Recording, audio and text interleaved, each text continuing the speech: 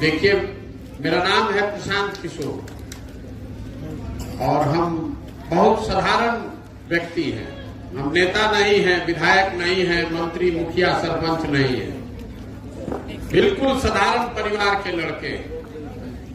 हमारे बाबा बैलगाड़ी चलाते थे, मजदूर थे। हमारे बाबूजी को उन्होंने पढ़ाया तो हमारे बाबूजी डॉक्टर बन गए। हम यही सरकारी स्कूलों से पढ़कर निकले हैं। माता पिता का आशीर्वाद रहा है, ऊपर वाले की कृपा रही है कि जीवन में कुछ हासिल करने का अवसर मिला है। 10 वर्ष तक संयुक्त राष्ट्र संघ में काम किया है, पहले भारत में, फिर अमेरिका में, उसके बाद अफ्रीका में 5 वर्ष तक हमने काम किया। लेकिन जिस परिचय से आप में से कुछ लोग हमको जानते हैं, राजनीतिक रणनीतिकार, चुनाव प्रबंधक, वो काम हमने 10 साल किया है। 2011 से 2021 तक। और ये ऊपर वाले की कृपा है कि 10 वर्ष में जिस दल का, जिस नेता का भी हमने हाथ पकड़ा है, वो चुनाव नहीं हारा। लोगों को ऐसा लगता है कि हमारे पास कोई चुनाव जिताने का फॉर्मूला है। मैं आपको बता रहा हूं कि हमारे पास चुनावों को लेकर कोई फॉर्मूला नहीं। हम एक ही फॉर्मूला जानते हैं जो हमारे माता पिता, हमारे गुरुओं ने सिखाया कि जिस काम को भी लीजिए उसको बहुत ईमानदारी और मेहनत से कीजिए। 2021 में बंगाल और तमिलनाडु दोनों राज्यों के जीतने का जब परिणाम आया 2 मई 2021 को, उस दिन मैंने ये घोषणा की है कि अब जीवन में कभी किसी राजनीतिक दल और नेता के साथ काम नहीं करेंगे। ऐसा क्यों? वही काम करके इतना नाम कमाए हैं। लोग आपको बताएंगे कि बड़े बड़े दल और नेता जिसको आप टीवी पर देखते हैं, रेडियो पर सुनते हैं, पेपर में पढ़ते हैं, जिनका पुष्ट दर पुष्ट जीवन बिता है राजनीति करते हुए, वो लोग, उनकी जब चुनाव की गाड़ी फंसती है तो वो हमारे पास आते हैं। और उस काम को करने के लिए 2-4 लाख, 2-4 करोड़ नहीं, लोग सैकड़ों करोड़ रुपया देता है। तो इतना पैसा, इतना नाम सब छोड़कर यहां बिहार में क्यों घूम रहे हैं? छोड़ा इसलिए कि 10 बरस बड़े बड़े दलों, नेताओं के साथ काम करके देखा, ये अनुभव किया कि नेताओं के जीतने से, दलों के जीतने से जनता नहीं जीतती है। जो जीत गया वो चला गया। आपको, हमको लगता है कि हमारा दल जीत गया, हमारा नेता जीत गया, उससे आपकी जिंदगी नहीं बदलती है। तो हमने तय किया कि जब उस विधा में शिखर पर हैं और अगर भगवान ने मुझे कुछ शक्ति बुद्धि दी है तो मुझे कुछ ऐसा करना चाहिए जिससे लोगों की जिंदगी बदले। यही से वो काम छोड़ देनी। और फिर 1 साल तक घर में बैठे हुए थे, कुछ नहीं कर रहे थे। सोचने, समझने, जांचने, परखने के बाद तय किया कि अपने राज्य बिहार में जाएंगे और जाकर समाज की मदद से एक नई राजनीतिक व्यवस्था बनाएंगे। जन सुराज दल बनाकर चुनाव लड़ने की व्यवस्था नहीं है। ये विशुद्ध सामाजिक आंदोलन भी नहीं है। ये समाज के जरिए एक नई राजनीतिक व्यवस्था बनाने का प्रयास है। एक ऐसा प्रयास जिसमें राजनीति हो, चुनाव लड़ा जाए, चुनाव जीता भी जाए, लेकिन उससे ज्यादा महत्वपूर्ण चुनाव सही लोगों के साथ जीता जाए, सही योजना के साथ जीता जाए, ताकि लोगों की जिंदगी बदले। अब आए हैं, अब एजा पदयात्रा कर रहल बानी, वोट नहीं मांगो, आपसे भी वोट नहीं मांगेंगे, पैदल चल रहे हैं। हमने संकल्प किया है कि पूरे बिहार में गांव, शहर, कस्बा, पंचायत पैदल चल के जाएंगे पूरा बिहार करने में करीब करीब 5000 किलोमीटर पैदल चलना पड़ेगा। साल 1.5 साल का समय लगेगा। तो आपको ये समझना चाहिए कि हम पैदल क्यों चल रहे हैं। हमारे पैदल चलने से बिहार के लोगों की गरीबी नहीं दूर होगी। हमारे पैदल चलने से भ्रष्टाचार नहीं खत्म होगा। आपकी सड़कें नहीं बनेंगी, आपके बच्चों के पढ़ने की व्यवस्था नहीं सुधरेगी, लोगों को रोजगार नहीं मिलेगा। तो हम पैदल काहे चलता नहीं?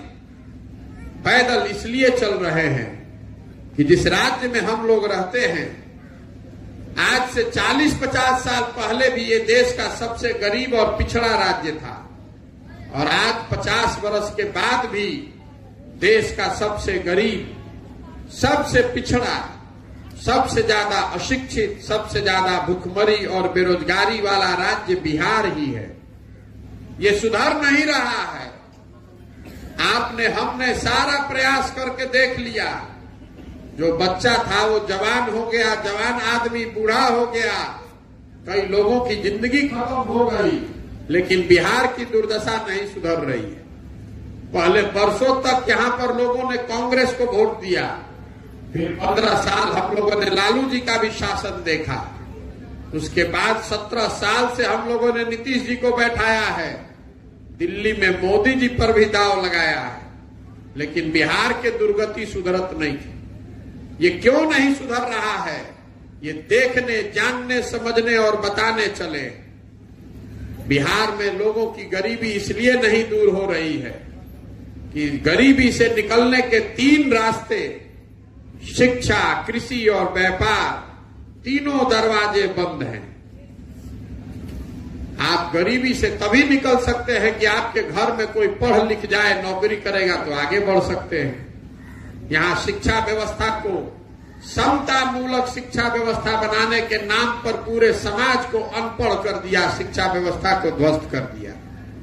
स्कूल में खिचड़ी बंट रहा है और कॉलेज में डिग्री बंट रहा है, पढ़ाई कहीं नहीं हो रहा है। जो लोग खेती किसानी करने वाले लोग हैं, उनकी दुर्दशा इतनी है कि 90% खेती करने वाले लोग बिहार में सिर्फ खाने जीने के लिए खेती करते हैं, मतलब जिसको अंग्रेजी में सब्सिस्टेंस फार्मिंग कहते हैं। उतना ही उपजाते हैं या उतना ही उपजा पाते हैं जो आपके घर का भोजन पानी चल जाए, उससे आप 1 रुपया भी आगे नहीं बढ़ सकते। आज बच गई तो यहां कोई उद्योग है नहीं, रोजगार है नहीं। 60% बिहार के लोग भूमिहीन हैं, जो देश के 38% भूमिहीनों के मुकाबले करीब करीब 70% ज्यादा है। इसीलिए आप जहां देखते हैं पूरे हिंदुस्तान में बिहार का आदमी मजदूर बनकर घूमता नजर आता है। हमने कहा रोड पर चलता नहीं जा, मोटरसाइकिल लौकता, मोटरसाइकिल बनता कहां?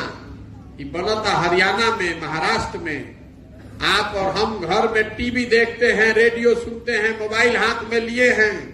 ये सब कहां बन रहा है? ये बन रहा है उत्तर प्रदेश में, महाराष्ट्र में। आप घर में सीमेंट लगाते हैं, छड़ लगाते हैं। ये कहां बन रहा है? ये बन रहा है झारखंड में, मध्य प्रदेश में, उड़ीसा में। रुआ खेत में खाद छींटता नहीं, ये कहां बनता? ये बनता उत्तर प्रदेश में। आप ट्रैक्टर चलाते हैं, वो कहां बनता है? वो बन रहा है पंजाब में, तमिलनाडु में। बस ट्रक रोड पर चल रहा है, वो कहां बन रहा है? वो बन रहा है गुजरात, तमिलनाडु में। बिहार में कुछ नहीं बन रहा। बिहार में तो हमने के एक चीज बनावता नहीं जा, जवान लड़कों को मजदूर बनाया जा रहा है। ये 30-32 साल से समाजवाद के नाम पर गरीबी का बंटवारा हुआ है। सारे लोगों को अशिक्षित कर दिया और सब लोगों को गरीब मजदूर बना दिया। तो जहां रवा बिहार से बाहर चल जाए तो सब मजदूरे लौकता। ये दुर्दशा है इस राज्य की।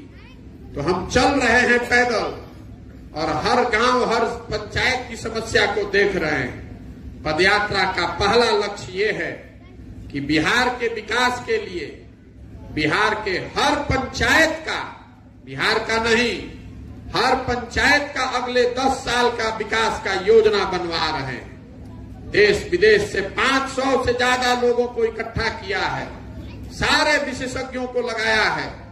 जब गांव में चलता नहीं तो जो समस्या समझ में आवता लोग बतावता कि तो लिखाते बा। जब पदयात्रा खत्म हुई तो ये योजना बनाकर जारी करेंगे। आपके पास अवसर होगा ये देखने का, जानने का, समझने का कि आपके पंचायत के लिए, आपके पंचायत के विकास के लिए जन सुराज की क्या योजना है। उस योजना में खाली ये नहीं बताएंगे कि रउआ गांव में गइल रही और सड़क टूटा है, सड़क बनेगा, कि नाली गली बना दिया जाएगा। नाली गली का बनना, सड़क का बनना ये समस्या का समाधान है, ये विकास नहीं है। उस योजना में आपको ये भी बताएंगे कि आपके पंचायत में बच्चों के पढ़ने के लिए बढ़िया व्यवस्था कैसे की जाएगी।